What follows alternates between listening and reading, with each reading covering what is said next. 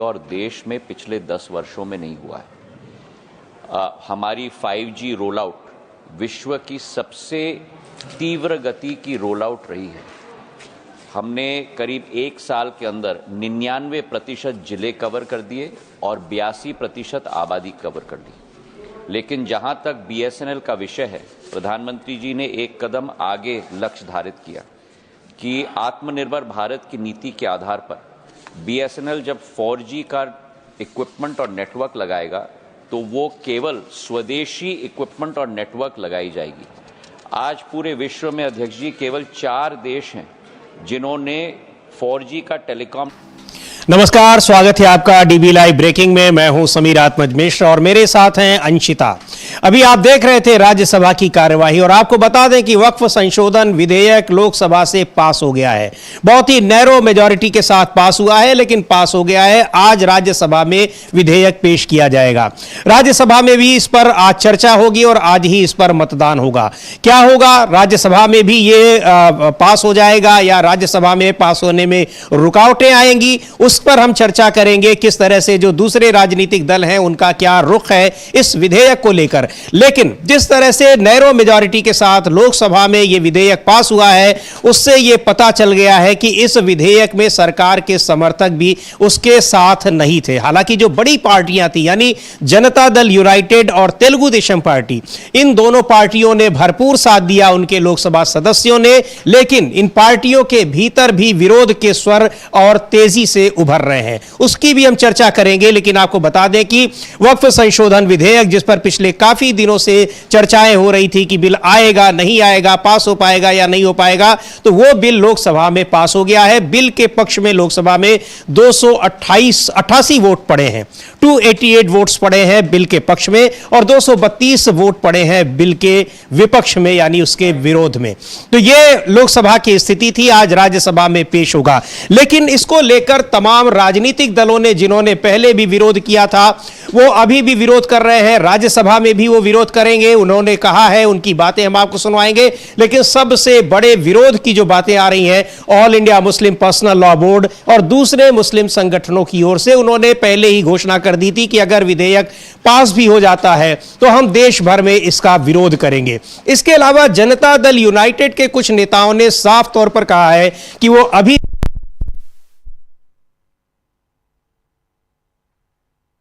करने के लिए भविष्य में शोर पैनल लगाने की संभावना है क्या? माननीय मंत्री जी। सर, ये हिमाचल प्रदेश का प्रश्न है सर, और जैसे हम सबको विदित है, हिमाचल प्रदेश केवल सांस्कृतिक महत्व का नहीं, लेकिन भारत के इतिहास का महत्व का बहुत महत्वपूर्ण प्रदेश है। और हिमाचल प्रदेश में प्रधानमंत्री जी के नेतृत्व में जो 100% सैचुरेशन की हमारा लक्ष्य है, उसके अंतर्गत 4G सैचुरेशन के प्रोजेक्ट के आधार पर 660 टावर्स हमारे प्लान्ड हैं हिमाचल प्रदेश के अंतर्गत। जिलेवार में ब्यौरा भी दे सकता हूं। बिलासपुर, चंबा, हमीरपुर, कांगड़ा, किन्नौर, कुल्लू, लाहौल स्पीति, मंडी, शिमला, सिरमौर, सोलन, ऊना, इन 12 के 12 जिलों में 660 टावर्स हमारे लक्ष्य हमने निर्धारित किए हैं, जिससे मैं खुशी से सूचित करना चाहता हूं माननीय सांसद जी को कि 423 टावर्स हमारे ऑन एयर पर हो चुके हैं 100% सैचुरेशन के लक्ष्य की पूर्ति की। तो मतलब कि 65% लक्ष्य की पूर्ति हमारी हो चुकी है। इसके अतिरिक्त अध्यक्ष महोदय, हमारा हिमाचल प्रदेश एक बॉर्डर स्टेट है, तो हमने लक्ष्य निर्धारित किया है कि 38 टावर्स हमारे बॉर्डर्स विलेज में हम लोग लगाएंगे। और मुझे खुशी है आपको सूचित करते हुए कि 38 टावर्स के तो राज्यसभा में आज पेश होगा वक्फ संशोधन विधेयक। लेकिन जनता दल यूनाइटेड ने लोकसभा में साथ दिया, सरकार का भरपूर साथ दिया। लेकिन पार्टी के भीतर जो दोफाड़ वाली स्थिति थी वो और स्पष्ट हो गई है, सतह पर आ गई है। अंशिता, कुछ और नेता जो हैं विरोध में और ये भी कह रहे हैं सीधे तौर पर कि अब हम इसके खिलाफ सुप्रीम कोर्ट जाएंगे। जी बिल्कुल, वैसे ही जेडीयू को लेकर लगातार इस तरह के दावे किए जा रहे थे समीर जी। कल सुबह तक भी यही बात चल रही थी कि शायद हो सकता है जेडीयू पैर पीछे खींच ले, क्योंकि लगातार नीतीश कुमार की नाराजगी की खबरें दिखाई दे रही थी। जिस तरह से इफ्तार पार्टी से मुस्लिम समुदाय ने पूरी तरह से एक तरह से बहिष्कार कर दिया था, उसको बायकॉट कर दिया था। उसके बाद ये माना जा रहा था कि नीतीश कुमार प्रेशर में है और इस प्रेशर को वो अब बीजेपी के ऊपर बनाएंगे और वक्फ बिल का पूरी तरह से विरोध करेंगे। और जेडीयू को लेकर ललन सिंह का भी जो बयान आया था या संजय झा का भी जो बयान आया था कल लोकसभा में जाने से पहले, वो इसी तरफ इशारा कर रहा था कि सस्पेंस बनाकर उन्होंने रखा हुआ था। जिस तरह से ललन सिंह पर भी हमने चर्चा की कि उन्होंने साफ कहा कि जब संसद में जाएंगे तब आपको पता चल जाएगा कि हमारा स्टैंड क्या है। वहीं संजय झा का भी कहना था कि अभी तक नीतीश कुमार ने हमेशा मुस्लिमों का समर्थन किया है, मुस्लिमों का ख्याल रखा है, वो मुस्लिमों से अलग नहीं जाएंगे और ये चीज का ध्यान रखा जाएगा कि मुस्लिमों का कहीं अहित होगा तो वो जेडीयू बर्दाश्त नहीं करेगी। इसके अलावा और भी कई जो दूसरे नेता हैं, तमाम छोटे नेता हो या बड़े नेता हो या सांसद हो, सबकी तरफ से जो एक मत दिखाई दे रहा था वो ये था कि वक्फ बिल का समर्थन जेडीयू की तरफ से नहीं किया जाएगा। लेकिन जब ललन सिंह पहुंचते हैं और ललन सिंह जब उस पर बोलना शुरू करते हैं तो सबसे बड़ी बात जो देखने को मिली समीर जी वो तो ये थी कि वहां वो वक्फ बिल से ज्यादा मोदी में नजर आए। उन्होंने पीएम मोदी की तारीफों के पुलिंदे बांधे, वक्फ बिल पर उन्होंने थोड़ा बोला लेकिन पीएम मोदी की तारीफें उन्होंने ज्यादा की। तो एक शॉकिंग रहा ये कि आखिर अचानक से जेडीयू का रुख कैसे बदल गया। लेकिन जेडीयू ने रुख भले ही संसद के अंदर बदल दिया, लेकिन जो विचारधारा है पार्टी की उस पर अब दूसरे नेता चलते हुए दिखाई दे रहे हैं।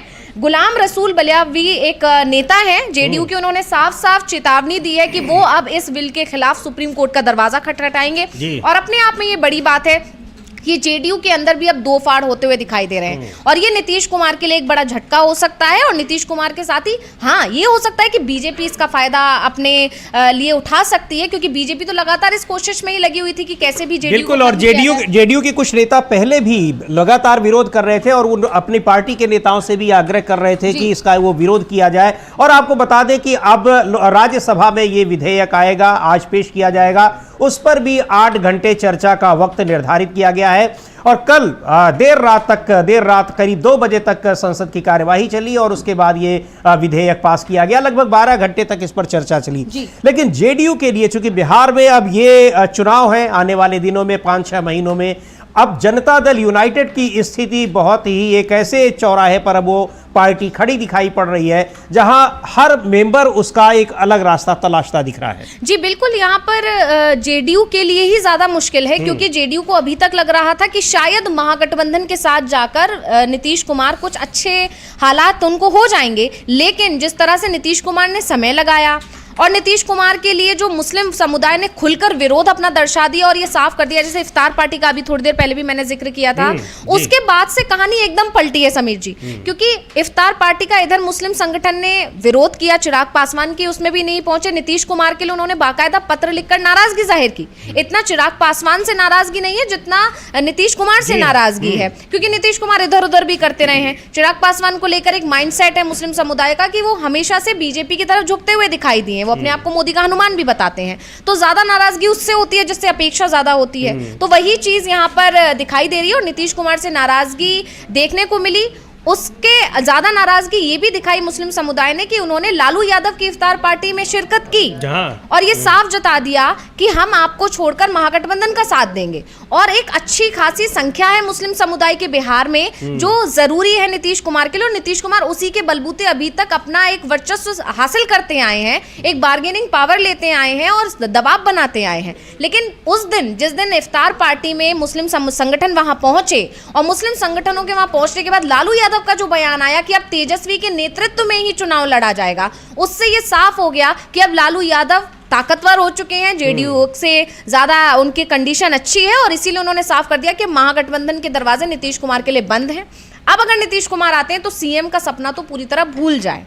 बिल्कुल, और एनडीए में तो भुलाने की कोशिश हो ही रही है। हालांकि नीतीश कुमार, ऐसा कहा जा रहा है कि उसी इंतजार में भारतीय जनता पार्टी के हर दबाव के आगे झुकते जा रहे हैं और ये एक बड़ा मौका था उनके लिए सीधे तौर पर, जैसा अंशिता बता रही हैं कि मुस्लिम संगठनों की ओर से। और अभी all India Muslim personal law board ने जब प्रदर्शन रखा था पटना में तो सीधे कहा था कि अगर आप समर्थन देते हैं तो आप आइए हमारे साथ। उसमें भी नीतीश कुमार नहीं गए। ये जाहिर हो गया कि इसका मतलब है नीतीश कुमार भारतीय जनता पार्टी के दबाव में हैं और वो इस विधेयक का समर्थन करेंगे। लेकिन इसको लेकर जिस तरह से गर्मा गर्म बहस हुई लोकसभा में, उम्मीद है कि राज्यसभा में भी बहस होगी। विपक्षी दलों ने पुरजोर इसका विरोध किया और उसमें एक मजबूती के साथ अपने तर्क रखे। अब उसका वोटिंग में भी ये दिखाई पड़ता है कि किस तरह से विपक्ष एकजुट रहा।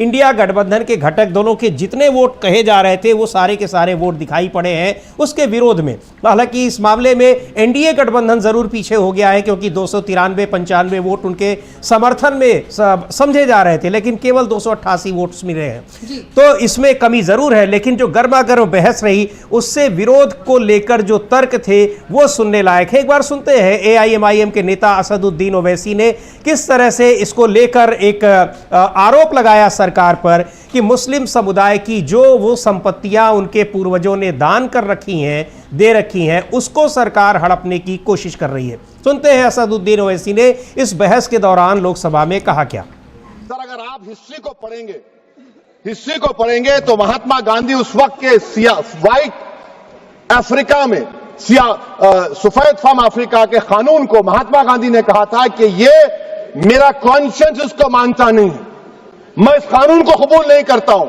तो महात्मा गांधी ने क्या किया, उन्होंने उस कानून को फाड़ दिया।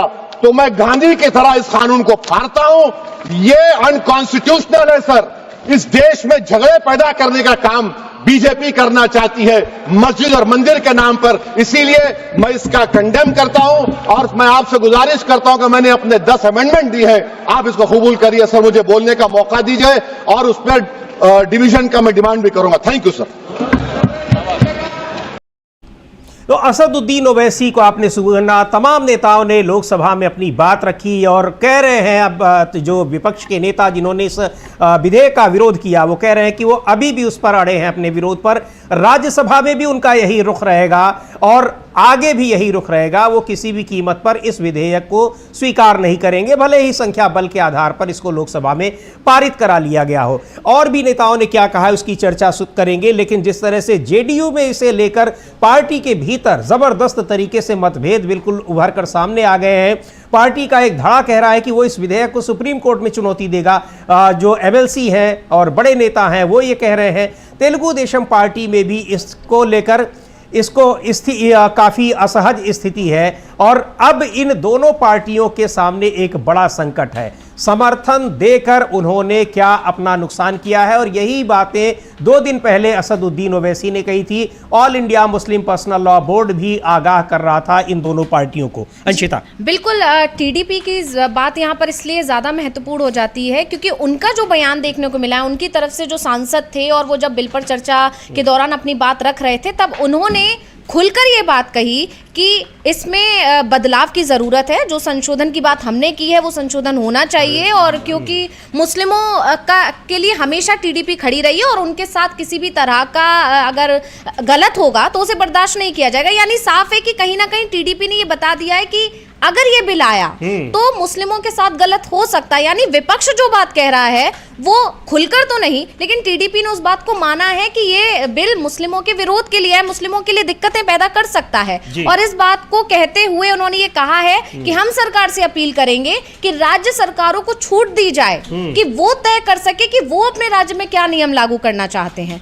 ऐसी बात कहीं भी जेडीयू की तरफ से दिखाई नहीं दी है, लेकिन टीडीपी ने इस बात को कहकर कहीं ना कहीं ये एक संकेत जेडीयू को भी दे दिया है। क्योंकि आप समझिए ऐसे समीर जी की सबसे बड़ी पार्टी टीडीपी है, 19 सांसद हैं। तो अगर कल को किसी भी तरह से बीजेपी उनकी शर्तें नहीं मानती है, मतलब उन्होंने समर्थन जरूर किया है लेकिन शर्तें भी रख दी हैं कि आप राज्य सरकारों को छूट दीजिए, लचीलापन रखिए और जो हमने सुझाव दिए उन्हें आप शामिल कीजिए क्योंकि वो जरूरी हैं। तो ये सारी चीजें कह के और संसद में खड़े होकर कहना, मतलब वो चाहते हैं कि वो अपनी बात उन्होंने बता दिया कि हम इस पर डटे रहेंगे। और इससे पहले भी टीडीपी का जो रुख रहा है, चाहे वो जनसंख्या नियंत्रण को लेकर हो या फिर वो रोज रमजान में छुट्टी को लेकर एक मामला निकल कर आया था, आपको पिछले दिनों याद होगा कि रमजान में समय छुट्टी देने के लिए जो मुस्लिम कर्मचारी होते हैं उन्हें पहले छोड़ दिया जाए। ये सारी चीजें जब देखने को मिली थी, इसमें बीजेपी का रुख अलग था और क्योंकि समर्थन की सरकार चल रही है आंध्र प्रदेश में, और वहां पर बीजेपी इसका तेलंगाना में विरोध कर रही थी, और उसके दूसरे दिन ही खबर आती है कि आंध्र प्रदेश में ये कर दिया गया है, तो यहाँ भी समर्थन देने को जी बिल्कुल मजबूर हो गई थी। तो इसके बाद से टीडीपी ने अपना रुख हमेशा बहुत स्ट्रिक्ट रखा है। तो ये साफ हो जाता है कि टीडीपी ने अगर संसद में खड़े होकर ये बात कही है कि जो संशोधन हमने दिए हैं वो होने चाहिए, तो इसका मतलब है कि अगर कल को बीजेपी ने कोई भी खेल करने की कोशिश की तो टीडीपी बड़ा स्टेप उठा सकती है, और अगर टीडीपी ने 19 सांसद के साथ कोई स्टेप ले लिया तो फिर जेडीयू भी उसके पीछे पीछे चल सकती है। बिल्कुल ये माना जा रहा था, लेकिन अब समर्थन के बाद ये चीजें हैं कि क्या उनके संशोधनों को उस तरह से बीजेपी ने उसको स्वीकार किया, नहीं किया, ये भी सवाल उठ रहे हैं कि क्यों समर्थन किया। लेकिन बड़ा सवाल उन पार्टियों के लिए है, दोनों ही पार्टियों के लिए, तेलुगु देशम पार्टी के लिए भी और जनता दल यूनाइटेड के लिए भी, कि पार्टी के भीतर जिस तरह से इस मुद्दे पर विद्रोह की, बगावत की स्थिति उभर कर आ रही है। गुलाम रसूल बलियावी को हम लोग सुन सकते हैं, जेडीयू के महासचिव हैं, बड़े नेता हैं, पुराने नेता हैं, बहुत ही मुखर होकर अब अपनी पार्टी के स्टैंड का ही विरोध कर रहे हैं और कह रहे हैं कि इस विधेयक के खिलाफ वो सुप्रीम कोर्ट जाएंगे। सुनते हैं क्या कहा है गुलाम रसूल बलियावी ने। अस्सलाम वालेकुम वरहमतुल्लाहि वबरकातुहू। इस वक्त पूरा मुल्क और मुल्क के अमन पसंद इंसान, बिलखुसूस औकाफ और मसाजिदों, मदारिस, दरगाह, खानकाह से ताल्लुक रखने वाले मुसलमान उबल रहे हैं, और ये जिंदगी की अलामत है। हर मुमकिन कोशिश की गई। अदारे शरिया ने रोज़ अव्वल से औकाफ के तहफ़्फ़ुज़ के लिए तहरीक बेदारी के जरिए अवाम के बीच और कागज कलम गुजारी शकील के जरिए सेकुलर पार्टियों के लीडरान तक अपनी बातें रखी, लेकिन कल रात पार्लियामेंट में सब के सब नंगे हो गए और ये वाज़ेह हो गया कि अब कॉमनल और सेकुलर और कॉमनल दोनों में कोई फर्क नहीं, अपना मफाद और अपनी बालादस्ती। इस वक्त अदालत और एक्सीडेंट के बाद बहुत हिम्मत करके आपकी अदालत में अदारे शरिया का खादिम हाजिर है। तो जेडीयू नेता गुलाम रसूल बलियावी, और जेडीयू के भीतर एक अजीब सी स्थिति पैदा हो गई है। चुनाव के ठीक पहले वहां विधानसभा चुनाव होने हैं कि पार्टी के नेता जो वक्फ संशोधन विधेयक का विरोध कर रहे थे, पार्टी ने अब उसका समर्थन कर दिया है लोकसभा में, तो अब उनका स्टैंड क्या रहता है? साफ तौर पर दिखाई पड़ रहा है कि जेडीयू के स्टैंड से बिल्कुल अलग स्टैंड उन नेताओं का है। बहुत एक वहां पर विभाजन की स्थिति आती दिखाई पड़ रही है। क्या होगा अब इसमें देखने वाली बात है। अब राज्यसभा में सरकार के पास जो प्राइमा फेसी बहुमत की स्थिति तो बनी हुई है, निश्चित तौर पर लग रहा है कि वहां भी इसको पास करा लेगी, यानी इस पे जो संशोधन विधेयक है उसको पारित कराने में अब उसको दिक्कत नहीं आएगी। लेकिन इस मुद्दे पर जिस तरह से विपक्ष ने एकजुटता दिखाई है और जो सहयोगी दल है भारतीय जनता पार्टी के, उनको जिस तरह से वो घिरे हुए नजर आ रहे हैं, ये उनके राजनीतिक भविष्य के लिए बहुत अच्छे नहीं कहे जा सकते हैं। तो एक बार सुनेंगे गौरव गोगोई को। लोकसभा में उन्होंने बहुत मजबूत तरीके से अपना जो पक्ष था उसको रखा, बिल के विरोध में क्या बातें उन्होंने की, लेकिन नैरो मेजॉरिटी से पास भी हो गया बिल, तो उस पर भी उन्होंने अपनी प्रतिक्रिया दी है। सुनते हैं क्या कहा है गौरव गोगोई ने। तो गौरव गोगोई, इसके अलावा कई नेताओं ने इस पर प्रतिक्रिया दी है। प्रोफेसर राम गोपाल यादव राज्यसभा सदस्य हैं और राज्यसभा में इस विधेयक पर चर्चा होगी, राज्यसभा में इस पर वोटिंग होगी। और कहा है राम गोपाल यादव ने कि हमारा स्टैंड पहले भी वही था, अभी भी वही है। सुन लेते हैं पहले गौरव गोगोई को क्या कहा उन्होंने, उसके बाद दूसरे नेताओं की भी प्रतिक्रिया सुनेंगे, देखेंगे। लेकिन इस विधेयक के लोकसभा में पारित होने के बाद भी विधेयक पर टकराव किसी तरह से कम होता नजर नहीं आ रहा है। All India Muslim personal law board पहले ही कह चुका है कि वो कोर्ट का भी सहारा लेगा और पूरे देश में प्रदर्शन करेगा इस विधेयक के विरोध में, इस बिल के पास होने के बावजूद उसके विरोध में। सुनते हैं गौरव गोगोई को। But today Waqf Amendment Bill passed. What is your comment now? See, the bill passed narrowly. There was a difference of only 56 votes. The bills passed with yeses being 288, noes being 232. I think we put all the points that the people of India wanted us to put. Right now, we are unhappy with the result, but we will continue to fight to defend the Constitution, to protect the rights of minority institutions, and we're going to make sure and be vigilant that this bill is not misused to create a further law and order situation in the country. So, sir, what will the तो narrow majority से पास हुआ, जिसकी बात हम कर रहे हैं कि 288 वोट इसके समर्थन में मिले हैं, यानी एनडीए के तमाम समर्थक पार्टियों ने, सांसदों ने भी पक्ष में वोट नहीं दिया है। यह अलग बात है कि जो बड़ी पार्टियां थी, यानी जनता दल यूनाइटेड जिसके पास 12 सांसद थे और 16 सांसदों वाली टीडीपी, उन्होंने इसका समर्थन किया है और 332 सीटें हैं विरोध में। यानी अगर जनता दल यूनाइटेड और तेलुगु देशम पार्टी दोनों को जोड़ दिया जाए और ये दोनों अगर इंडिया गठबंधन के साथ होते तो एनडीए गठबंधन और इंडिया गठबंधन दोनों की बराबर सीटें होती, 260-260।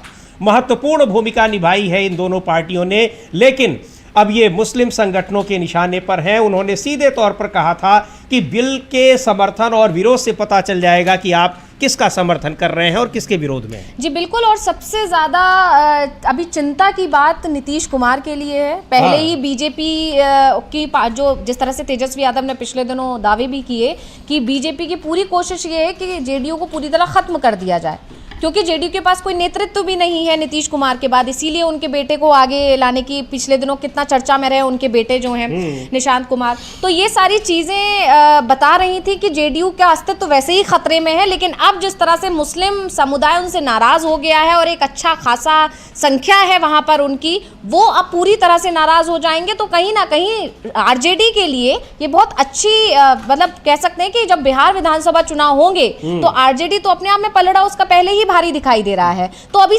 चंद्रबाबू नायडू की बात अभी नहीं करते हैं, लेकिन सबसे पहले जो देखने को मिलेगी मुस्लिमों की जो नाराजगी है, वो बहुत ज्यादा समय नहीं है, इसी साल के आखिर में चुनाव है और हो सकता है समय से पहले भी हो जाए, क्योंकि अब नीतीश कुमार और ज्यादा डरे हुए हैं। हो सकता है वो और दबाव बनाए कि समय से पहले वो विधानसभा को भंग करें और चुनाव करवा लें, क्योंकि लेकिन अब ये उनके लिए ज्यादा नुकसानदायक हो सकता है, क्योंकि मुस्लिमों का गुस्सा अब और ज्यादा बढ़ा हुआ, और अगर इसी समय पर चुनाव हो जाते हैं जल्दी तो नीतीश कुमार को ज्यादा नुकसान होगा, और इसीलिए अब नीतीश कुमार शायद ये ना चाहें कि समय से पहले चुनाव। जी बिल्कुल, ये एक नीतीश कुमार के लिए, जेडीयू के लिए बहुत विकट स्थिति है। और ये माना जा रहा था कि जिस तरह से जेडीयू का और बीजेपी के बीच रिश्ते चल रहे हैं, उनकी पार्टी के लिए बहुत संकट की स्थिति है और उसके भविष्य के लिए एक बड़ा खतरा है, वो अब काफ़ी स्पष्ट होता दिखाई पड़ रहा है। इस बीच एक बड़ी खबर आ रही है सुप्रीम कोर्ट से। सुप्रीम कोर्ट के chief justice of India Sanjeev Khanna ने कहा है कि सारे जजों को अपनी संपत्ति डिक्लेयर करनी चाहिए कि उनके पास कितनी संपत्ति है। इस खबर पर अभी चर्चा करेंगे और जानकारी देंगे। अभी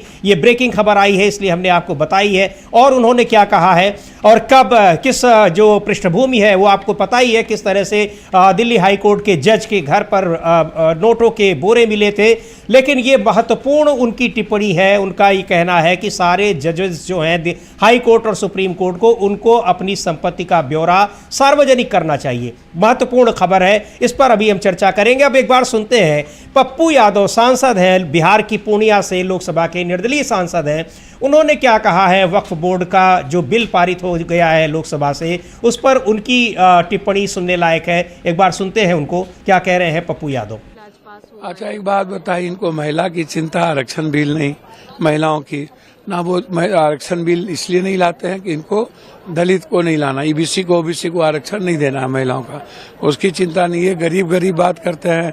तो ये गोलवलकर की वो चीजें याद करिए जिसमें आप पता चल जाएगा कि जो साहूकार है उसको सारा संपत्ति दे दो और 90% 85 करोड़ लोगों को 5 किलो अनाज दे करके गुलाम बना दो, तो गरीबी से भी इनको कोई मतलब नहीं है। अच्छा, आप उठा के देखिए, शुरू से गोलवलकर ने क्या कहा था कि जो भी लोग हिंदू छोड़ इस देश में जो भी धर्म समुदाय के लोग हैं उन्हें हिंदू धर्म मानना ही होगा। आप हमेशा से उठा करके देखिए क्या ये कहते हैं, सनातन क्या कहता है, बुद्ध क्या कहता है, आप इसको उठा करके देखिए। तो जो बिल ये ला रहे हैं या आज लाए और पास करवा लिए, तो मेरा सिर्फ इतना मानना है कि आपके पास बहुमत है तो संविधान को आप दरकिनार कर दिया, और आपने जिस बिल को लाया है, ये बिल जो एक शंका थी मुसलमान के खिलाफ, जिस तरीके से आप कह रहे हैं बांटने की बात, पसमानदा गैर पसमानदा, शिया सुन्नी, तो एक तो आप लगातार बांट रहे हो, आप उठा करके देखो। और कभी भी आप, अब जब ये मुसलमान की बात करते हैं, एक सांसद है इनके साथ, एक मुसलमान को ये टिकट देते हैं, शाहनवाज का क्या हुआ, आप हमको जरा बताओ। तो ये हर मुद्दों को भटकाने के लिए हमेशा कभी शमशान, कभी ईद, कभी बकरीद, कभी जिन्ना, कभी पाकिस्तान, कभी एनआरसी, सीए, कभी तलाक, कभी वक्फ, आप इसको उठा के देखिए ना। लेकिन इनको ये चिंता नहीं है कि जो नवरात्रा है उसमें पूजा की सामान की कीमत बढ़ गई, इनको ये चिंता नहीं है कि फल की कीमत बढ़ गई। नोटबंदी ये लाए तो इनको किसी ने कह दिया कि मुसलमान सूद नहीं खाता है, बैंक में पैसा जमा नहीं करता है, इसलिए नोटबंदी लाइए, मुसलमान का पैसा खत्म हो जाएगा। अब वो देखिए अब मरे कौन, 140 लोग हिंदू मरे।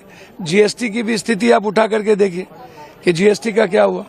तो आप जिस जीएसटी में आप सारे बेनिफिट किसको दे रहे हैं, तो लगातार जिस तरीके से आप राजनीति को और धार्मिक आधार को सामने में रखकर सिर्फ वोट बैंक के लिए आप अपनी राजनीति करते हैं और एक ही समुदाय और वर्ग पर लगातार आप उसके अधिकार, उसकी धार्मिक आजादी, उसकी सामाजिक आजादी और उसके संवैधानिक आजादी को खत्म करने में लगे हुए हैं, तो देश गुस्से में है और देश इसको स्वीकार नहीं करेगा। वक्त आने पर इनको जवाब देगा। पप्पू यादव पूर्णिया से सांसद हैं निर्दलीय, और महत्वपूर्ण बात कह रहे थे कि किस तरह से मुस्लिमों के हित के लिए लाने वाला कानून है और बीजेपी की तरफ से एक भी मुस्लिम नेता उसके पक्ष में बोलने वाला नहीं है, तो किस तरह से आप उनके हित की बात कर रहे हैं, ये सोचने वाली बात है। तो वक्फ बोर्ड पर बहुत ही इस समय भले ही लोकसभा से पारित हो गया है, लेकिन सरकार पर कई सवाल उठ रहे हैं। ये भी कहा जा रहा है कि गैर संवैधानिक बिल है। क्यों कहा जा रहा है आपको सुनाएंगे, तमाम नेताओं की प्रतिक्रिया है। संजय सिंह आम आदमी पार्टी के नेता हैं, राज्यसभा सदस्य हैं। राज्यसभा में आज जिस बिल को पेश होना है और आज वोटिंग होगी, उनका कहना है कि हमने विरोध पहले भी किया और हमारा विरोध अभी भी कायम रहेगा। राज्यसभा में भी हम मजबूती के साथ इस विधेयक का विरोध करेंगे क्योंकि यह संवैधानिक प्रावधानों का उल्लंघन करता है, गैर कानूनी है। और क्या कहा है संजय सिंह ने, सुन लेते हैं उन्हें। देखिए, हम लोग इस बिल का जेपीसी में भी विरोध कर रहे थे, हमने वहां पे अपना विरोध दर्ज कराया और यहाँ राज्यसभा में भी आएगा तो वहां भी विरोध दर्ज कराएंगे। कल लोकसभा में भी अपना विरोध दर्ज कराया हमने। तो ये तो पार्टी का स्टैंड है, लेकिन ये बिल भारत के संविधान के खिलाफ है। भारत के संविधान की धारा 25 और 26 हर व्यक्ति को पूजा अर्चना, इबादत और प्रेयर करने की इजाजत देती है अपनी अपनी धार्मिक मान्यताओं के हिसाब से, और अपनी धार्मिक संपत्तियों का प्रबंधन करने की आजादी देती है। तो मुझे लगता है कि ये जब आप बाबा साहब के संविधान को ही नहीं मान रहे हैं, भारत के संविधान को नहीं मान रहे हैं, तो निश्चित रूप से आप वास्तव में इस देश में झगड़े, फसाद, लड़ाई खड़ा करना चाहते हैं और उसी के कारण ये बिल लेके आया गया है। जो लोग आज खुश हो रहे हैं, मैं उनके लिए भी कहना चाहता हूं कि आज ये बिल वक्फ की संपत्तियां कब्जा करके अपने दोस्तों के लिए देने के लिए लाया गया है। कल को गुरुद्वारे की जमीनें कब्जा होंगी और अपने दोस्तों को मोदी जी देंगे, फिर चर्चों की जमीनें कब्जा होंगी, फिर मंदिरों की जमीनें कब्जा होंगी, जैन धर्म के लोगों की जमीनें कब्जा होंगी, बौद्ध धर्म के, जहां जहां अच्छी जमीनें इनको देश भर में दिखेंगी। धर्म के नाम पे धंधा करने वाले ये लोग हैं। इन्होंने प्रभु श्री राम के मंदिर को नहीं छोड़ा, वहां पे इन्होंने मंदिर की जमीन में घोटाला किया। इन्होंने रक्षा विभाग की जमीन अयोध्या में अपने दोस्त को उठा के दे दी। तो ये तो धार्मिक संपत्तियों पे। तो संजय सिंह ये बात, और ये लगातार ये आशंकाएं जताई जा रही हैं कि केवल वक्फ के बारे में नहीं है, चूंकि जब कृषि कानून लाए गए थे उनको वापस लेना पड़ा सरकार को, उनके पीछे भी मकसद यही था, विपक्ष का कहना था या आंदोलनकारी किसानों का कहना था कि उनकी ज़मीनें हड़पने की ये साजिश की जा रही है और हड़प कर अपने जो अपने ख़ास उद्योगपति हैं उनको देने की बातें हो रही हैं। वक्फ की के ज़रिए वक्फ की जो ज़मीनें हैं उनसे सरकार का प्रेम है और वो उसको देना चाह रही हैं अपने खास उद्योगपतियों को, और ये वक्फ की ज़मीनों तक ही सीमित नहीं रहेगा, इसका एक्सटेंशन अभी बहुत आगे तक जाना है। इसलिए जो लोग खुश हो रहे हैं उनको भी बहुत ज़्यादा खुश नहीं होना चाहिए, ये आशंकाएं पहले से ही जताई जा रही थी। तो इस मुद्दे पर लगातार विरोध जारी है और अभी संसद में इसका विरोध चल रहा है, लेकिन आने वाले दिनों में जिस तरह से all India Muslim personal law board और दूसरे मुस्लिम संगठन ये घोषणा कर रहे हैं कि वो सड़कों पर उतरेंगे, इसके खिलाफ अपना देशव्यापी प्रदर्शन करेंगे, विरोध जताएंगे, तो वो फिर सरकार के लिए एक नई मुश्किलें खड़ा करने वाला साबित होता दिखाई पड़ रहा है। जी बिल्कुल, जहां बड़ी बात तो यहाँ पर ये है कि जेडीयू और टीडीपी के लिए मुश्किल होने वाली है जी। मतलब यहाँ पर एनडीए में फूट दिखाई दे रही है, और जिस तरह से अभी हम बात कर रहे हैं लगातार कि जेडीयू के नेता तो खुलकर अब मुखर हो गए हैं और सुप्रीम कोर्ट जाने की बात कर रहे हैं, तो जेडीयू का अस्तित्व तो खतरे में है, जिसका डर नीतीश कुमार को लग रहा था, और नीतीश कुमार जिसे बचाने के लिए ही शायद बीजेपी के सामने एक तरह से सरेंडर हुए। क्योंकि आपने देखा होगा पिछले दिनों जब एनडीए की बैठक से दूरी बनाई नीतीश कुमार ने, यानी नीतीश कुमार जब दबाव बनाने की कोशिश कर रहे थे, उसके अगले दिन ही खबर आती है कि उनके करीबी के घर फिर से छापा पड़ गया ईडी का जी। तो कहीं ना कहीं ईडी के जरिए उनको दबाने की कोशिश की गई, डराने की कोशिश की, और उसमें कहीं ना कहीं जेडीयू सरेंडर भी कर गई नीतीश कुमार। लेकिन इसके उलट हम इंडिया गठबंधन को अगर देखें तो इंडिया गठबंधन पूरी तरह से एकजुट दिखाई दे रहा है और लगातार विरोध प्रदर्शन हो रहे हैं। इसी तरह से अभी अनुराग ठाकुर ने जो कल टिप्पणियां की उसको लेकर खड़गे ने इस पर आपत्ति जताई है। वहीं जो डीएमके के लोग हैं वो भी विरोध कर रहे हैं, काली पट्टी बांधकर विरोध कर रहे हैं। तो तमाम तरह की तस्वीरें आ रही है और इंडिया गठबंधन की ये मजबूती ही, एकजुटता ही कहीं ना कहीं एनडीए गठबंधन में दरार पड़ने का एक बड़ा रीजन भी हो सकती है। अगर एक तरह से देखा गया कि जैसे कि मैंने बोला कि टीडीपी अगर अपना ये देखती है कि बीजेपी उनके लिए मुश्किल पैदा कर सकती है, मुस्लिम समुदाय जो उनका कोर वोटर है वो अगर नाराज हो सकता है, तो शायद टीडीपी अपना पाला बदलने पर भी विचार कर सकती है। और क्योंकि जिस तरह से देखा गया टीडीपी ने हमेशा अपनी जो उसकी शर्तें हैं उनको पूरा ही रखा है, उसमें कहीं भी उन्होंने चंद्रबाबू नायडू ने किसी भी तरह से हथियार नहीं डाले हैं अभी तक। तो इसको देखते हुए अगर टीडीपी थोड़ा सा भी डमाडोल होती है तो पीछे पीछे हो सकता है जेडीयू भी आ जाए। और इंडिया गठबंधन जिस तरह से एकजुट है उसमें किसी भी तरह की कोई दरार नहीं है, वक्फ बिल पर एकजुट होकर खड़े हुए हैं, विरोध लगातार कर रहे हैं, संसद के अंदर भी संसद के बाहर भी प्रदर्शन हो रहे हैं। उसको लेकर ये कहा जा सकता है कि इंडिया गठबंधन मजबूत है और ये एनडीए के लिए अभी टेंशन की बात है यहाँ पर। जी बिल्कुल। और एक बार सुनते हैं इमरान मसूद, कांग्रेस के सांसद हैं लोकसभा में, उन्होंने क्या कहा बिल के पास होने पर। संजय सिंह की तरह वो भी इसको अनकॉन्स्टिट्यूशनल बता रहे हैं और कह रहे हैं कि संविधान का पूरी तरह से मखौल उड़ाया गया है इस विधेयक को पास कराने के लिए। सुनते हैं इमरान मसूद को, कांग्रेस के सांसद हैं, क्या कह रहे हैं। तो ये सारे जो विरोध के स्वर सुनाई पड़ रहे हैं वो अभी भी वैसे ही बने हुए हैं। राज्यसभा में आज विधेयक आना है, लेकिन जो इंडिया गठबंधन के घटक दल हैं उनका साफ तौर पर कहना है कि उनके स्टैंड में कोई बदलाव नहीं है।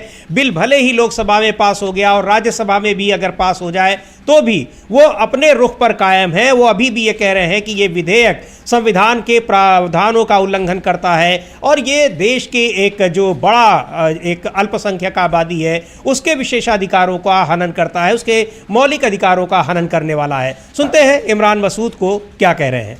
संविधान को रौंदा जा रहा है, देश के अंदर संविधान के साथ पूरी तरह से खिलवाड़ और मजाक हो रहा है और संख्या बल के आधार के ऊपर जो ये कार्रवाई हो रही है ये बहुत दुखद है। हम लोग लड़ाई लड़ेंगे, लंबी लड़ाई है। देखिए फिर कहाँ लड़ाई लड़ेंगे? क्या कोर्ट में जाएंगे? अभी तो कोर्ट का रास्ते खुले हुए, कोर्ट जाएंगे, क्यों नहीं जाएंगे? लेकिन लगातार आप लोग कह रहे हैं कि ये एंटी कॉन्स्टिट्यूशन है ना, बिल्कुल क्लियर कट है। ये तो क्लियर कट है, हमने हाउस में भी कहा, लेकिन अपनी बात के सामने कोई चलने नहीं देते। संख्या बल के आधार के ऊपर सब काम किए हैं। हाँ, तो ये कोर्ट जाएंगे, ये इमरान मसूद भी कह रहे हैं और अभी हमने जेडीयू नेताओं को भी सुना कोर्ट जाएंगे। All India Muslim personal law board पहले ही कोर्ट जाने की और विरोध प्रदर्शन की बात कर चुका है। यानी इस विधेयक के पास होने के बावजूद सरकार का पीछा नहीं छूटने वाला है। और ये भी कहा जा रहा है कि विधेयक को इस दिन लाने का सबसे बड़ा जो कारण था वो ये था कि 2 तारीख को ही यानी 2 अप्रैल को ही डोनाल्ड ट्रंप ने टैरिफ्स की घोषणा की है और वो टैरिफ जो है पूरी दुनिया में उससे हलचल मची हुई है। भारत को लेकर भी उन्होंने कोई बहुत एक रियायत नहीं बरती है। ये ज़रूर कहा है कि भारत को डिस्काउंट दिया जा रहा है। 26% का टैरिफ लगाया जा रहा है। तो उस मुद्दे से ध्यान भटकाने के लिए, लेकिन एक महत्वपूर्ण विधेयक है, इसका इतने बड़े पैमाने पर देशव्यापी विरोध हो रहा है, तमाम विपक्षी सदस्य एक साथ एकजुट होकर इसका विरोध कर रहे हैं, लेकिन एक नैरो मेजॉरिटी के साथ सरकार ने लोकसभा में उसको पास करा लिया है।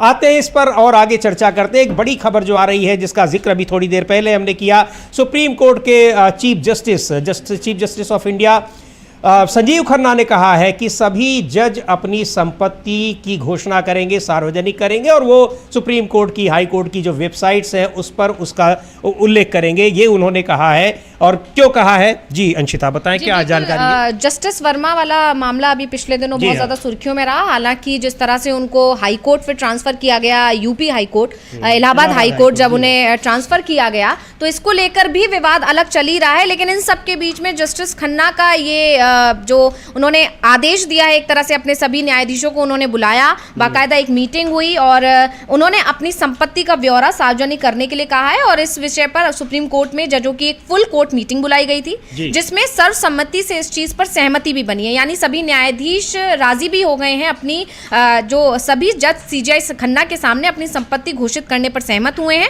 जिसके बाद जस्टिस खन्ना ने कहा है कि जजों की जो संपत्ति है उन्हें सिर्फ न्यायाधीश के सामने, मुख्य न्यायाधीश के सामने नहीं रखना है, बल्कि इस पूरी संपत्ति के ब्यौरे को सुप्रीम कोर्ट की जो वेबसाइट है उस पर अपलोड किया जाएगा। यानी हर कोई देख सकता है, सार्वजनिक किया जाएगा कि किस जज के पास कितनी संपत्ति है। और इसको लेकर ये पहली बार नहीं हुआ है। आपको बता दूं कि 1997 में पहली बार ये फैसला किया गया था। इसके बाद हाई कोर्ट ने भी इस पर सहमति दे दी थी। 2009 में सभी हाई कोर्ट ने इसको सहमति तो दी, लेकिन इसको अमल में लाना मुश्किल हो गया था, क्योंकि ये स्वैच्छिक हुआ करता था। अब फिर से सुप्रीम कोर्ट में जब इस पर सहमति आ गई है, तो जल्दी ये होता हुआ भी दिखेगा और इस पर आधिकारिक जानकारी सुप्रीम कोर्ट से जल्द आएगी। मुमकिन है कि सुप्रीम कोर्ट के इस फैसले के बाद हाई कोर्ट के जज भी इस दिशा में कदम बढ़ाते हुए दिखेंगे। अब पूरा मामला भी आपको एक बारी बता देती हूँ कि पहली बार कब ये मामला लाया गया था और क्यों लाया गया था। तो 7 मई 1997 को सुप्रीम कोर्ट के तत्कालीन मुख्य न्यायाधीश जस्टिस JS वर्मा थे, उनकी अध्यक्षता में एक बैठक में प्रस्ताव अपनाया गया था, जिसमें यह कहा गया था कि हर न्यायाधीश को अचल संपत्ति या फिर निवेश के रूप में जो भी उनकी संपत्ति है या फिर उनकी पत्नी है या पति हैं, उन पर आश्रित जो लोग हैं, मतलब घर के कोई भी सदस्य हैं, उनकी किसी भी अन्य व्यक्ति के नाम पर कोई भी संपत्ति है उसकी घोषणा मुख्य न्यायाधीश को करनी चाहिए।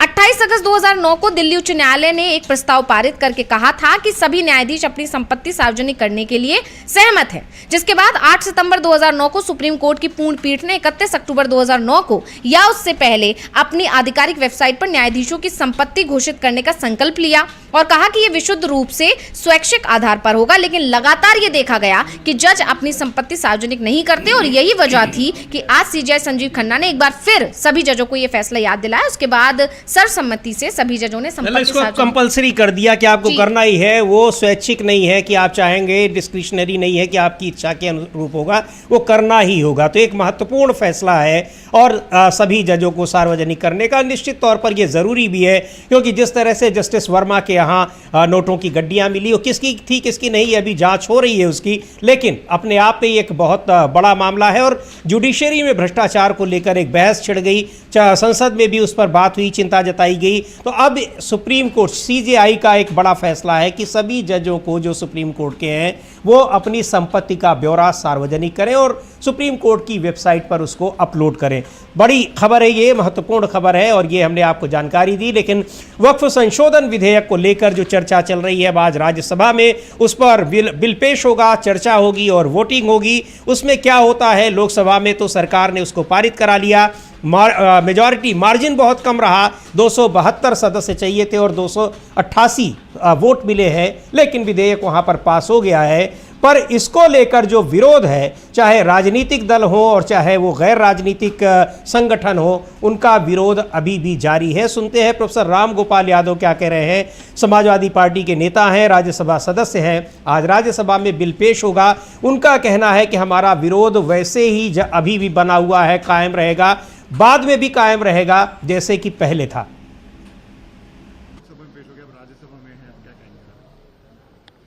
जो कल हमारा रुख था वो आज भी है। वक्फ बिल को हम बहुत ही नाजायज एक बिल मान रहे हैं। देश की जितनी जमीन है बड़े बड़े उद्योगपतियों को दे दी। अब मनसा है उन्हीं उद्योगपतियों को ये जमीन देने की।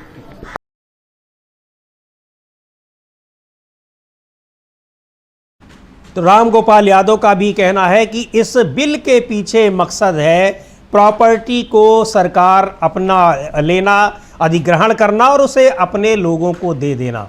ये बड़े आरोप लग रहे हैं, बिल के पास होने से भी पहले लग रहे थे। जनता दल यूनाइटेड और तेलुगु देशम पार्टियां कह रही थी कि हमने संशोधन दिए हैं, अगर वो माने जाएंगे तो हम इसका समर्थन करेंगे। माने गए या नहीं माने गए इसका कोई अभी स्पष्टीकरण नहीं आया है, लेकिन समर्थन उन्होंने अपना दे दिया है। जाहिर सी बात है कि राजनीतिक रूप से उनके लिए एक बड़ा चैलेंज था समर्थन देना न देना, लेकिन उन्होंने सरकार को समर्थन देने का ही फैसला किया। आगे क्या होता है ये देखने वाली बात है, लेकिन इसको लेकर इन दोनों राजनीतिक पार्टियों के ऊपर एक बड़ा संकट आया हुआ है, इससे इनकार नहीं किया जा सकता। तमाम नेता अपने स्टैंड पर कायम है। एक बार सुनते हैं कांग्रेस पार्टी के नेता प्रमोद तिवारी इस मुद्दे पर क्या कह रहे हैं। उससे पहले सुनेंगे डीएम के नेता कनिमोझी को, और उन्होंने भी कहा है कि ये गैर कानूनी बिल है और जिस तरीके से इसको पास किया गया वो ठीक नहीं है, ये संवैधानिक प्रावधानों का उल्लंघन है। बहुत सारी बातें जो उनका अपना विरोध है, उनकी पार्टी भी लगातार इसके विरोध में थी और अभी भी कायम है। सुनते हैं डीएम के सांसद कनिमोझी का इस मुद्दे पर क्या कहना है। Rajya Sabha? No, it's a very sad day that a bill against the minorities of this country was passed, and after that, it's such a burning issue in Manipur, and after that they took a bill for half an hour to discuss Manipur. And ma'am, US also imposed 26% tariff. तो देश के minority अल्पसंख्यक वर्ग के लोगों के खिलाफ है ये बिल और विरोध उनका अभी भी कायम है। वहीं तमिलनाडु के मुख्यमंत्री स्टालिन ने भी इस विधेयक के खिलाफ सुप्रीम कोर्ट जाने की बात कही है। कांग्रेस नेता इमरान मसूद भी कर रहे हैं, जेडीयू नेता भी कर रहे हैं। इसका मतलब इस पर जो विरोध है वो अभी भी कायम है और अभी इससे सरकार को इससे मुक्ति नहीं मिलने वाली है। जी बिल्कुल, लगातार ये देखा जा रहा है। और ये अगर हम दक्षिण की बात करें, जहां पर बीजेपी खुद को मजबूत होने की कोशिश में लगी हुई है, भाषा विवाद कितना छाया रहा है अभी पिछले दिनों, और उन सब के बीच में ये वक्फ का मामला आना, और तमिलनाडु से जो डीएमके के अध्यक्ष भी हैं और मुख्यमंत्री भी हैं स्टालिन, उन्होंने साफ कह दिया है कि वो भी इस विवादास्पद जो ये बिल लाया जा रहा है इस पर चुप नहीं बैठेंगे। भले ही ये पारित हो गया, लेकिन सुप्रीम कोर्ट का दरवाजा खटखटाएंगे। अभी हालांकि राज्यसभा में है, लेकिन लोकसभा से पारित होने के बाद से कहीं ना कहीं ये मान चुके हैं विपक्ष की अब ये हो ही जाएगा। तो इस तरह से यहाँ पर अब जेडीयू के नेताओं का भी उनको साथ मिलेगा, विपक्ष को एनडीए के लोगों का भी साथ मिलेगा। ये यहाँ पर देखने वाली बात है, क्योंकि अगर ये हो गया तो ये बीजेपी के लिए मुश्किल बहुत आगे खड़ी कर देगा। और खासकर जो बिहार विधानसभा चुनाव आने वाले हैं, इसमें जेडीयू का साथ होना बीजेपी के लिए जरूरी है। और अगर जेडीयू के आधे लोग भी उधर चले जाते तो नीतीश कुमार पर एक दबाव बन जाएगा। लेकिन यहाँ पर विपक्ष एकजुट पूरी तरह नजर आ रहा है और इसका फायदा आगे आने वाले विधानसभा चुनावों में देखने को मिलेगा इंडिया गठबंधन को। जी बिल्कुल, और इसका विरोध लगातार जारी है राजनीतिक स्तर पर भी, और जो कोर्ट में न्यायिक स्तर पर भी इसको चुनौती देने की बात हो रही है। सुनेंगे कांग्रेस के नेता प्रमोद तिवारी को भी, लेकिन उससे पहले आपको एक ब्रेकिंग खबर ये बता दें कि बेंगलुरु से आ रही है और इस पर हमारे साथी यश और जानकारी देंगे कि पूर्व सीएम बीएस येदियुरप्पा को हिरासत में लिया गया है। कर्नाटक में कांग्रेस सरकार की नीतियों के खिलाफ प्रदर्शन कर रहे बीजेपी नेताओं को हिरासत में लिया गया, कई और नेताओं को लिया गया है, उनमें बीएस येदियुरप्पा भी है। और क्या इस पर जानकारी है, इस पर अपडेट लेकर हमारे साथी यश त्रिवेदी आते हैं। उससे पहले हम सुन लेते हैं प्रमोद तिवारी, कांग्रेस के नेता हैं, वो क्या कह रहे हैं वक्फ संशोधन विधेयक को। प्रमोद तिवारी भी सांसद हैं और कांग्रेस के राज्यसभा में उपनेता हैं। आज राज्यसभा में विधेयक लाया जाएगा, उस पर चर्चा होगी। 8 घंटे राज्यसभा में भी चर्चा के लिए समय निर्धारित किया गया है। तो सुनते हैं क्या कह रहे हैं प्रमोद तिवारी। अंधेरी रात में रात की कालिमा के साथ एक काला बजट पास हो गया। ये खतरे की घंटी है सारे धर्मों के लिए, उनके न्यास के लिए, कि इन्होंने तो कहा हमने धर्म के आधार पे नहीं किया है ना। प्रॉपर्टी तो हिंदुओं के पास भी है न्यास में, प्रॉपर्टी तो सिखों के पास भी है, प्रॉपर्टी तो धार्मिक संस्थान जो जैनियों के हैं या तमाम ऐसे धर्म हैं, संप्रदाय हैं, उनके पास। तो क्या अब उनकी भी संपत्ति छीनी जाएगी और संपत्ति छीनकर अपने बड़े मित्रों के हवाले की जाएगी? अगर नजर संपत्ति पे है तो लूट लिया सार्वजनिक उद्यम, लूट लिया सार्वजनिक उद्योग, पब्लिक अंडरटेकिंग, अब धार्मिक संपत्तियों की बारी है। जिस आंकड़े से बिल पास ये कानून बन जाएगा, राज्यसभा में क्या रणनीति आप लोगों की? राज्यसभा में पारित नहीं हो पाएगा जैसी संभावना लग रही, क्योंकि लोग इंतजार कर रहे थे लोकसभा का। मुझे पूरी उम्मीद है कि ये खतरे की घंटी है 288, 72 से सिर्फ 16 आगे, तो कभी भी किसी भी समय खतरे की घंटी सरकार पर अब बजने लगी है। जहां तक राज्यसभा का सवाल है, हम पुरजोर पूरी ताकत के साथ विरोध करेंगे, क्योंकि इसमें सरकार की नीयत और नीयत दोनों खराब है। लेकिन विपक्ष ने जिस तरीके से बिल का विरोध किया, गृह मंत्री अमित शाह ने किया, कि लगता है विपक्ष जो है वो देश को तोड़ देंगे, मतलब देश तोड़ने की मंशा है आप लोगों की। देश तोड़ने का इतिहास उठा के देख लें, आजादी के पहले से आज तक थोक व्यापारी अगर कोई है तो Bharatiya Janata party, whole cell agents, उन्होंने हर कदम ऐसे उठाए जिससे देश टूटे। कांग्रेस पार्टी ने बलिदान दिया है आजादी के पहले और आजादी के बाद दो प्रधानमंत्रियों का, देश टूटने न पाए। भाजपा तो चाहती है देश टूटे, पर हम इंडिया गठबंधन के लोग किसी कीमत तक लड़ेंगे और भारत माता को टूटने नहीं देंगे, चाहे जितनी कोशिश भाजपा कर ले। गुपचुप तरीके से भारतवासी है, इसके दो नुकसान। तो प्रमोद तिवारी तो कह रहे हैं कि राज्यसभा में हो सकता है ना भी पास हो और सरकार के लिए खतरे की घंटी बता रहे हैं। हालांकि ये कहा भी जा सकता है क्योंकि 288 सिर्फ 288 सांसदों का समर्थन मिला है, यानी उसमें से अगर 16 सांसद इधर से उधर हो जाएं तो सरकार के लिए खतरे की घंटी है ही। और उसको लेकर इसीलिए 2 बार अगस्त में भी ये विधेयक लाया गया था, तत्काल उसको जेपीसी को के पास भेजना पड़ा था, क्योंकि उस समय सरकार को आशंका थी कि कहीं ये बिल ऐसा ना हो कि गिर जाए, पारित ना हो पाए। और जेपीसी में जाने के बाद फिर सहयोगी दलों को मनाने की कोशिशें हुई और आखिरकार लोकसभा में पास करा लिया गया। लेकिन ये तय बात है कि खतरे की घंटी तो सरकार के ऊपर लटक ही रही है।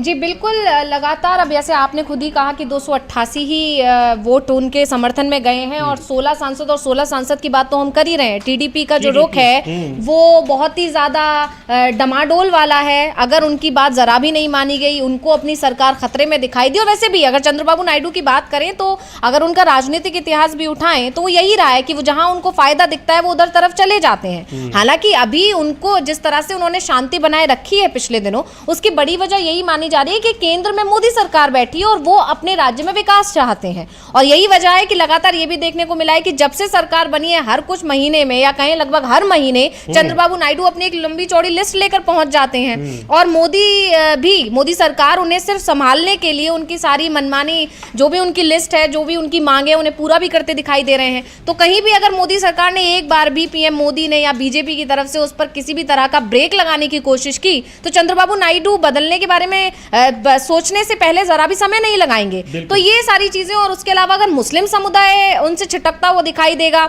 उससे बड़ी बात जो ये भाषा विवाद पनप रहा है वहां पर दक्षिण में, तो उसमें भी दिक्कत हो सकती है। और दूसरी चीज है, चंद्रबाबू नायडू को भी समझ में आने लगी कि किस तरह से बीजेपी अब उनकी पार्टी को भी कमजोर करने के लिए काम कर रही है, क्योंकि बीजेपी की रणनीति से हर कोई वाकिफ है।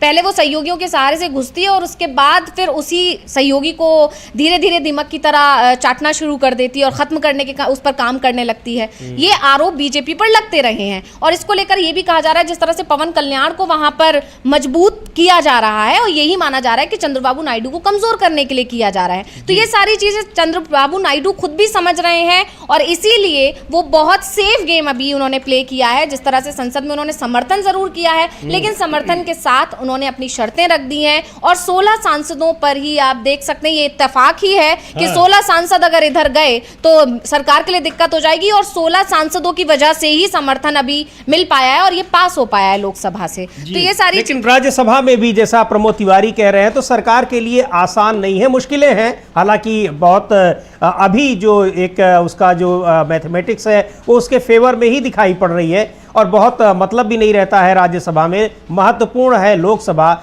लेकिन लोकसभा में समर्थन मिला तो है पर जिस तरीके से बिल्कुल बॉर्डर लाइन का समर्थन है वो सरकार के लिए खतरे की घंटी है। और एक्सपेक्टेशन जो थी 993-95 सांसदों की, उससे बहुत कम, यानी बहुत सारे सांसदों ने इसमें एक तरीके से एनडीए का साथ छोड़ ही दिया, उसमें अपना समर्थन नहीं दिया है। जबकि इतना महत्वपूर्ण विधेयक था, व्हिप जारी किया गया था, लगातार सरकार की तरफ से कोशिशें हो रही थी एक एक वोट जुटाने की, तब यह हाल रहा कि सिर्फ 288 वोट उसको मिल पाए। तो मुश्किलें हैं, लेकिन जिस तरह से पास होने के बाद भी इस विधेयक को लेकर विरोध दिखाई पड़ रहा है, चाहे वो राजनीतिक दलों का विरोध हो, चाहे वो जो धार्मिक संगठन है, पर्सनल लॉ बोर्ड है, सामाजिक संगठन है, उसको देखते हुए और जिस तरह से इसको सुप्रीम कोर्ट में चुनौती देने की बात की जा रही है, तो मुश्किलें कम नहीं होने वाली हैं भारतीय जनता पार्टी की, एनडीए सरकार की इस विधेयक को लेकर। कई सारे नेताओं ने, और इधर बीच सोनिया गांधी ने भी एक महत्वपूर्ण बयान दिया है इस विधेयक के पास होने को लेकर, और राज्यसभा में उनकी पार्टी का क्या स्टैंड है। जी अंशिता, क्या कहा है? जी बिल्कुल, सोनिया गांधी ने कहा है सरकार पर वक्फ संशोधन विधेयक को लोकसभा में मनमाने ढंग से पारित करने का उन्होंने आरोप लगा दिया है। मतलब उन्होंने कहा है कि सिर्फ मनमाना रवैया अपनाया, और ये आरोप कोई पहली बार नहीं लगे हैं, बीजेपी पर ये लगते ही रहे हैं, मोदी सरकार पर ये आरोप लगते ही रहे हैं। उन्होंने दावा किया कि ये विधेयक संविधान पर सरेआम हमला है और ये समाज को स्थायी ध्रुवीकरण की स्थिति में बनाए रखने की भारतीय जनता पार्टी की सोची समझी रणनीति का हिस्सा है। उन्होंने संसद भवन परिसर में सीपीपी की बैठक में एक राष्ट्र एक चुनाव संबंधी विधेयक, मनरेगा, संसद में गतिरोध और कई अन्य विषयों को लेकर सरकार और प्रधानमंत्री नरेंद्र मोदी पर तीखे प्रहार किए।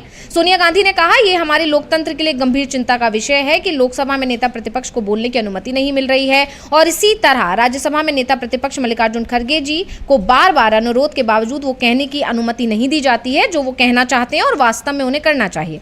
आपकी तरह मैं भी इसकी साक्षी रही हूँ कैसे सदन हमारी वजह से नहीं बल्कि खुद सत्ता पक्ष के विरोध के कारण स्थगित होता है। अभी आपको याद होगा, अभी हाल ही में अनुराग ठाकुर के बयान को लेकर भी बहुत ज्यादा विरोध किया है, और कांग्रेस के जब सांसदों को बोलने नहीं दिया गया तो राज्यसभा से वॉकआउट भी कर लिया। जी बिल्कुल, और अनुराग ठाकुर ने कांग्रेस के राष्ट्रीय अध्यक्ष और राज्यसभा में कांग्रेस के नेता प्रतिपक्ष, उनके खिलाफ लोकसभा में उन पर बहुत सारे आरोप लगाए। उसको लेकर खड़गे ने बहुत नाराज दिखाई पड़ रहे हैं, उनसे माफी मांगने की बात कर रहे हैं। हालांकि अनुराग ठाकुर ने अपना बयान वापस ले लिया, लेकिन विपक्ष का जो गुस्सा है उनके खिलाफ वो बरकरार है, बना हुआ है, और इसको लेकर अनुराग ठाकुर एक बार फिर गिरे हैं। कई बार अपने बयानों की वजह से वो गिरे रहते हैं, लेकिन एक बार सुनेंगे वक्फ संशोधन विधेयक को लेकर कांग्रेस के सांसद राज्यसभा सदस्य इमरान प्रताप गढ़ी क्या कह रहे हैं। इमरान प्रताप गढ़ी भी राज्यसभा के सदस्य हैं कांग्रेस के और काफ़ी मुखर नेता हैं। राज्यसभा में भी सरकार के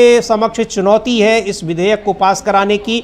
ये अलग बात है कि उसके साथ अभी जो नंबर गेम है उसके फेवर में दिखाई पड़ रहा है, पर चुनौती बड़ी है, लेकिन चुनौती उसके सामने विधेयक के पारित होने के बाद भी बनी हुई है, क्योंकि सड़कों पर भी अब संघर्ष की चेतावनी दी जा चुकी है और इस विधेयक को चुनौती देने के लिए कोर्ट का रुख करने की भी तैयारी हो रही है। तो सुन लेते हैं पहले इमरान प्रताप गढ़ी को, क्या कह रहे हैं वो। देश की संसद रात के 2 बजे तक चलाई जा रही थी और उधर 1:30 बजे रात में अमेरिका जो है वो 26% टैरिफ बढ़ा रहा था। तो देश को और खासतौर से भारतीय जनता पार्टी के मतदाताओं को यह समझने की जरूरत है, ये वक्फ बिल पूरी तरह से एक प्रायोजित कार्यक्रम था ताकि अमेरिका जो टैरिफ लगाने जा रहा है उससे ध्यान हटाया जा सके। ये सरकार सच्चे मुद्दों से, अच्छे मुद्दों से, जरूरी मुद्दों से देश का ध्यान भटकाना चाहती है। इसलिए कभी वक्फ के नाम पे, कभी ट्रिपल तलाक के नाम पे, कभी सीए के नाम पे, जिनसे इस देश के आम आवाम का कोई फायदा नहीं होना है। अगर सीए आया तो उससे इस देश के आम नागरिक का क्या फायदा होना है। ट्रिपल तलाक में आप मुस्लिम बहनों को हक दिलाने की बात कर रहे थे, जो आपका अपना मतदाता बड़े पैमाने पे है उसको आपने कौन सा हक दिला दिया आज तक। तो बेसिकली कल का वक्फ बिल और रात के 2 बजे तक इतनी गंभीरता देश के सामने दिखाना और चर्चा किस पे, वक्फ बिल में मुतवल्ली कौन होगा, वक्फ बिल का जिम्मेदार कौन होगा, वक्फ को मैनेज कौन करेगा। लेकिन अमेरिका 26% टैरिफ लगा रहा है, इस पे बात करने को तैयार नहीं सरकार। और प्रधानमंत्री जी, मैंने सुना कि थाईलैंड चले गए।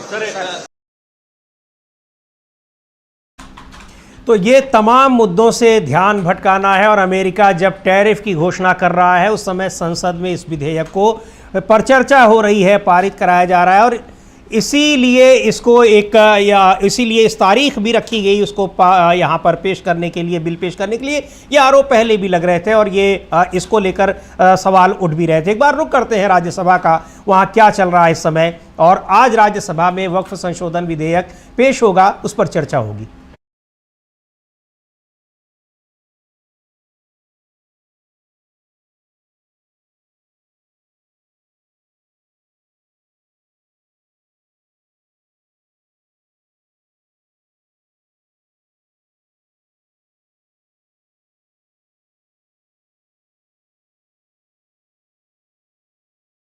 Behind SATCOM on the floor of the House. So let me start by saying, sir, that mobile technology is something that works on a low frequency wave. So when something works on a low frequency wave, the minute the signal goes out from our phone, it kind of dissipates into the atmosphere. तो पूरे क्षेत्र में ये फैल जाता है, and therefore जब पूरे क्षेत्र में फैल जाता है, you can have many more people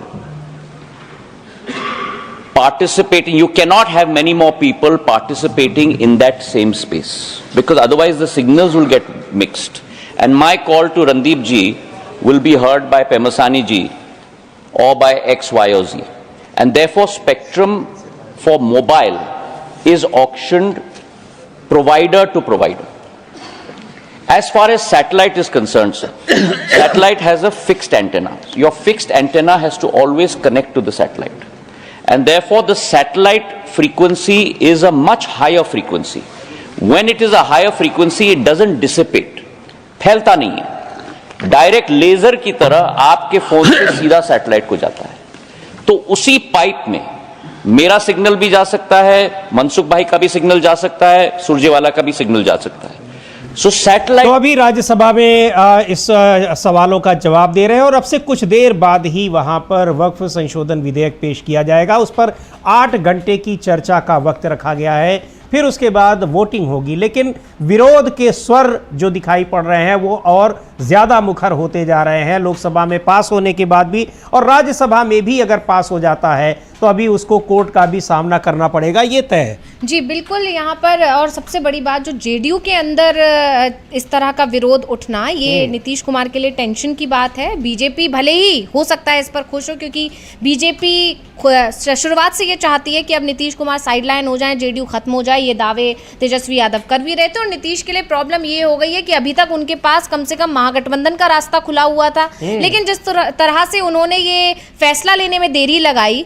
उससे कहीं ना कहीं अब उनके लिए महागठबंधन का रास्ता भी बंद हो गया। आपको याद होगा जब 18 जनवरी को राहुल गांधी पटना पहुंचे थे, तब उन्होंने कहा था कि नीतीश कुमार जल्द से जल्द फैसला कर लें कि उनको क्या करना है, नहीं तो फिर महागठबंधन के दरवाजे उनके लिए ज्यादा दिन खुले नहीं रहेंगे। और जैसा कि राहुल गांधी ने कहा था वैसा ही हुआ। यानी साफ है कि कांग्रेस और आरजेडी मिलकर वहां पर चुनावी मैदान में, और दोनों के बीच वही इंडिया गठबंधन को एकजुट जो दिख रहा है, इस पर प्रहार भी करने की कोशिश की गई थी। पीएम मोदी ने, आपको याद होगा जब दिल्ली चुनाव का नतीजा आया उस दिन मुख्यालय से उन्होंने साफ कहा था कि कांग्रेस आरजेडी को खत्म करने के लिए काम कर रही है। उसका जो है रिप्लाई तेजस्वी की तरफ से किया गया था, ये दिल्ली नहीं ये बिहार है। तो आप वैसा ना समझे जो वहां आपने किया कि आम आदमी पार्टी और कांग्रेस के बीच तोड़फोड़ करा दी और दूर करा दिया और उसका फायदा आपने उठा लिया। यहाँ पर आरजेडी और कांग्रेस को अलग नहीं करा पाएंगे और आपको नुकसान भुगतना पड़ेगा। तो ये सारी चीजें हैं कि अभी फिलहाल वक्फ बिल भले ही पास हो गया है लोकसभा से, जिस तरह से प्रमोद तिवारी का कहना है राज्यसभा में ये फंस भी सकता है। हालांकि तो देखने वाली बात होगी और इसकी संभावना बेहद कम है। प्रमोद तिवारी भले ही कह रहे हैं, लेकिन संभावना इसकी बेहद कम है। तो इसको लेकर ये देखना होगा कि अभी वो पास हो पाएगा या नहीं हो पाएगा। लेकिन एक जो संभावना बनती दिखाई दे रही है समीर जी, वो ये है कि जिस तरह से कृषि कानून के बाद जो किसानों ने आंदोलन किया और मजबूरन फिर जाकर सरकार को घुटने टेकने पड़े और वापस लेना पड़ा, जिस तरह से मुस्लिम संगठन ऐलान कर रहे हैं कि वो आंदोलन करेंगे, जिस तरह से विपक्ष का समर्थन उनको है, सुप्रीम कोर्ट जाने की बात कह रहा है, और अब तो सहयोगियों का भी समर्थन मिल रहा है, उससे कहीं ऐसा ना हो कि जिस तरह से कृषियों ने यानी किसानों ने जो आंदोलन किया था वैसे हालात आज भी बनते हुए अब दिखाई दे रहे हैं। जी बिल्कुल, उसको लेकर जिस तरह से कहा जा रहा है कि हम सड़कों पर उतरेंगे, देश भर में विरोध प्रदर्शन करेंगे, देशव्यापी विरोध होगा,